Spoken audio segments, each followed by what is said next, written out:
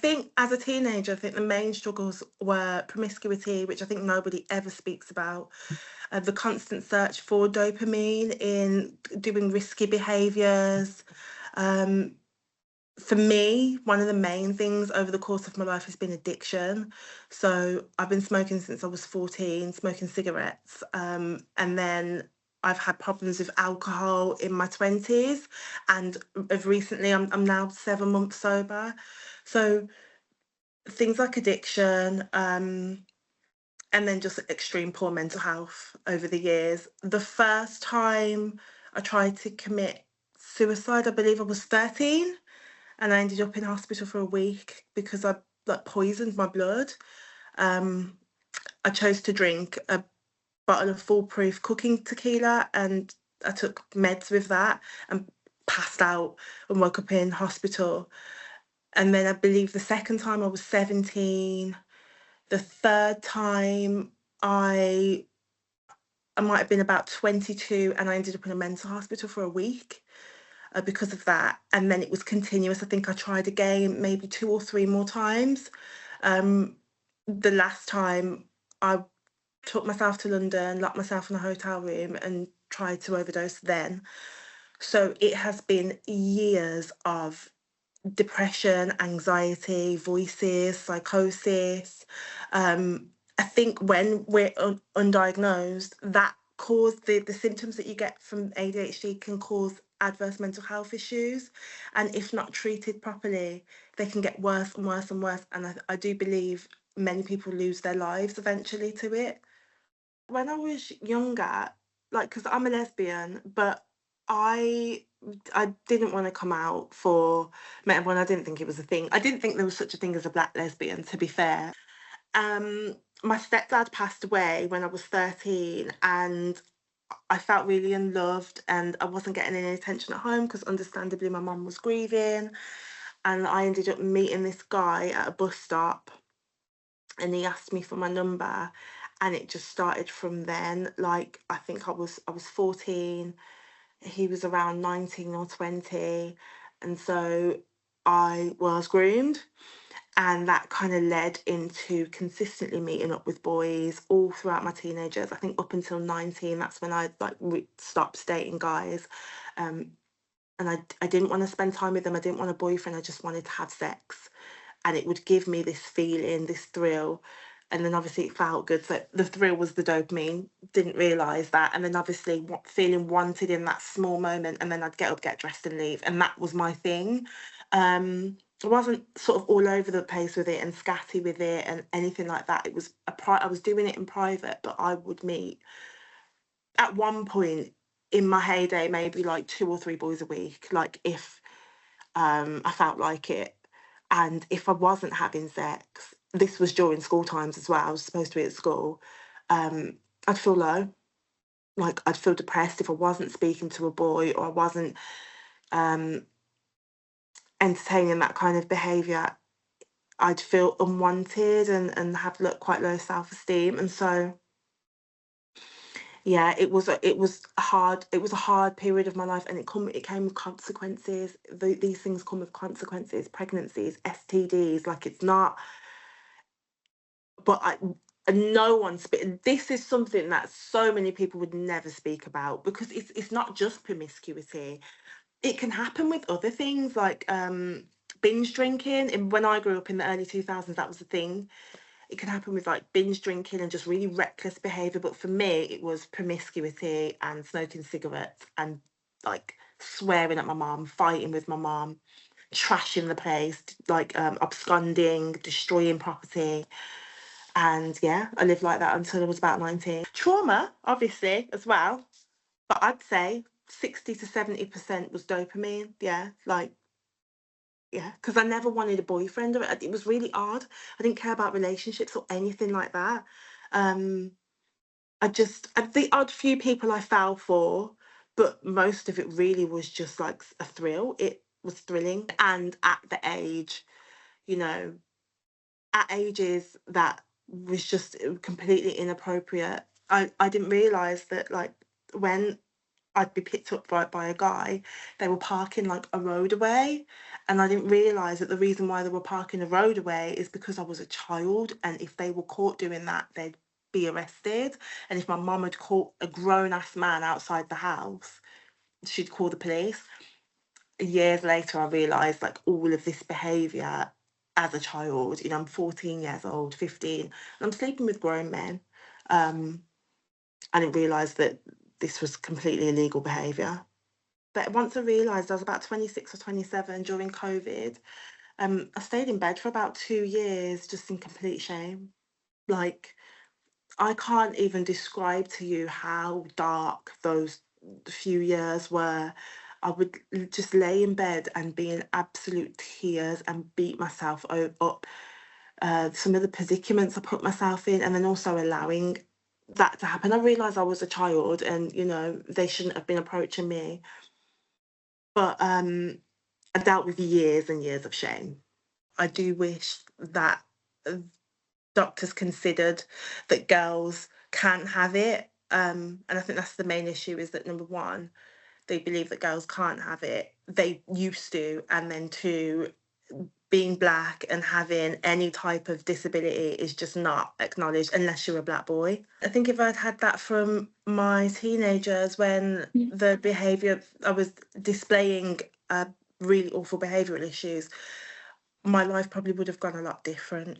So growing up, my brother has ADHD and autism, and that was like a label slapped on him straight away. As soon as he displayed, misbehaving and not being able to retain memory in class and understand certain things in school, he was instantly diagnosed and was statemented, got an educational healthcare plan, and was supported.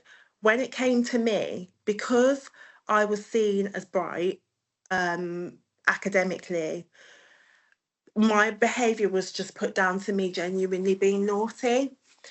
And I think also being black as well, you're often ignored in school, and it was always just seen as that I was defiant rather than that I needed help. And so I felt like I'd just gone unnoticed. I went to a school that was predominantly black and Asian at first, but that was when my stepdad was alive, and he was very strict and kept me in a strong routine.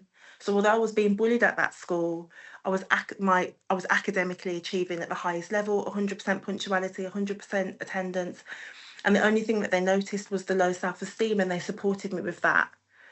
When I switched to a predominantly white school, I was completely ignored. The fact that I wasn't coming into school every day was alarming. Where was I when I wasn't coming into school? Because I wasn't at home. Um, the fact that you could see that I had high academic ability, but I just refused to turn up to class and I refused to apply myself when I was in class was alarm bells. But they just saw it that I was defiant. They banned me from the prom and they washed their hands of me, and that was it. Like I graduated with one GCSE and that was it. Um, and so yeah, it was ignored. I've been with CAMS since I was 11 years old because of like displaying symptoms of psychosis. So I think my parents knew that something was going on. But when you're a child and when you're a black child, unless you're a boy, they're just going to see it as I'm attention seeking, I'm exaggerating, or I'm faking, not that there's a real issue. So even though I was under CAMS and my mum was continuously asking for help from the doctors, it was going unnoticed. They would just give her excuses like, oh, she's dehydrated, or she just needs a bit more of attention. She's very smart, she's fine. So it, yeah, went over everybody's head. And I think that people mistake ADHD for things like PTSD, for things like depression, anxiety, because those things can mimic the symptoms. And then also BPD and ADHD is very similar. Also, being on your phone too much screens, too much like overstimulation from screens can also mimic the symptoms. And I think many people mistake that for ADHD and don't acknowledge that you have to be born with this. And if you was born with this, you would know because your childhood. I try not to feed into it too much, but it does feel like it takes away from the people who are suffering every single day. And I'm not saying that that you have to we suffer every single day and it's awful every single day. I'm saying that like the symptoms don't go away. It's just sometimes they're easier. Some days they're easier to manage and other days they're not. Some of the people that speak about ADHD, they speak about it as if it's a superpower or as if it's something that they can sort of switch off when need be. Um, I'm always perplexed at the people who manage to run a full-blown business, who manage to have establishments and all these things that they have, and do it in a very quick way, but then claim to have ADHD. It just does not make sense. We can't stay on one idea for longer than a week. So to have a full successful lives and then become an ADHD influencer, I find it quite odd and perplexing. I think it's ridiculous, to be honest. And I think I'm not sure if people who have got ADHD are able to have a platform that's consistently about ADHD and keep that consistent and put things out, because our brains, it's not, it's a bit, it can be a bit boring and a bit repetitive, and that just is not a representation of what it is. But repetitive and consistent content about one subject is a very neurotypical way of doing things. I normally listen to the people who have ADHD where their content is literally about everything. They just also happen to talk about ADHD sometimes. They seem a lot more authentic, but when I see it in like a display name, or in a bio, I'm just like, yeah. And all the content is very well curated, captioned ADHD content. It just screams, this is not real. And my comment section is normally people just relating to what I'm saying, or sometimes they'll disagree, especially if I'm being harsh, they'll disagree.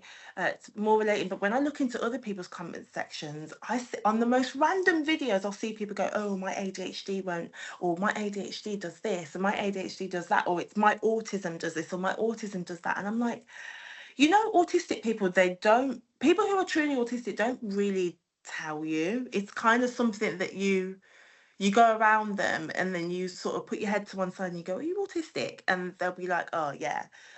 All of the autistic people I know, it's not their like personality, and all the people who I know have ADHD, it's not their personality. You'll kind of notice that they do things and be like, do you have? And they'll be like, oh yeah, I think I do, or yes I do, I've been diagnosed. This whole like trend of going in the comment section and just randomly saying it, I find it bizarre, because if you lose your keys, that doesn't mean you have ADHD. I think there's definitely some authentic ADHD influencers out there, but then there are some of them that their content is so basic, and it's the basic stuff. They don't speak about the trauma that comes with having ADHD, and obviously because we've got this search for dopamine, sometimes we can end up in situations where we gain a lot of trauma. They don't speak about the promiscuity. They don't speak about the extreme behavior, the highs and the lows of emotions. I rarely see that stuff. And then I rarely see people speak about the different disparities. If you're black, you're going to experience ADHD very different to somebody who is white. If you in a wheelchair, you're going to experience ADHD very different to someone who is able-bodied and walking. If you've also got schizophrenia and ADHD, you're going to experience it there's going to always be differences. Boys and girls different. We experience it completely different.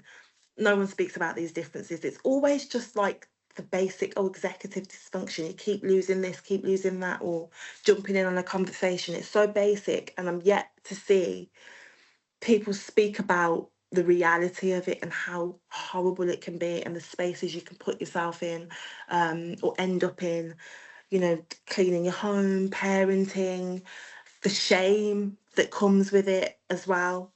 Over everything, this is probably the hardest thing to talk about. I had him at 17, and I'll be honest with you, it has been tough. It's took me years to get to where I am now. Um, he has lost out on a real education, because when he went to primary school, I struggled to take him to school, but I didn't understand why. I couldn't get up out of bed,